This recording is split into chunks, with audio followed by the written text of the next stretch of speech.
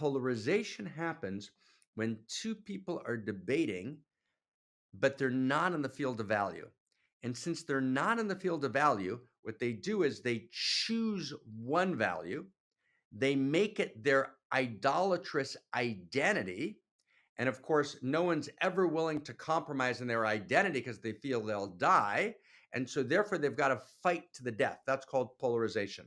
So the Yeah. American conversation is taking place outside the field of value. So even in something like abortion, brother, where you would say, well, you've got this pro-choice and pro-life debate, but it's of course an absurd debate because what does it mean to be pro-life? You're pro-life, you're against choice. Choice is also a value. And what does it mean to be pro-choice? You're against life. Life is also a value. But actually, both the pro-life people and the pro-choice people have taken themselves out of the field of value.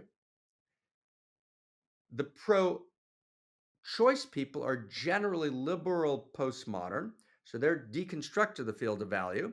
So they've picked only one value. They were outside the field of value. There's only one value. That value is absolute choice. The pro-life people are also outside of the field of value because they're saying, no, only our fundamentalist Christian viewpoint is correct. That's a dogmatic position, which is not in the field of value. So both the liberal postmodern proponents of the radical choice positions and the radical life positions, which are the dogmatic, closed Christian fundamentalisms, both of them paradoxically are not in the field of value. So therefore, what you do is when you're not in the field of value, then what happens is you can never have too much of your own value because your value becomes your idolatry.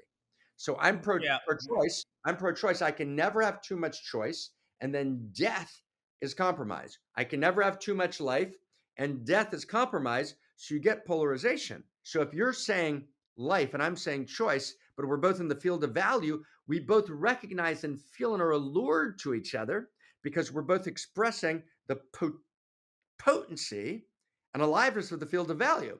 But if we're outside the field of value, and I say life and you say choice, we kill each other and polarize because we don't recognize each other in the field of value. And that's the source of polarization in America today. It's actually shocking.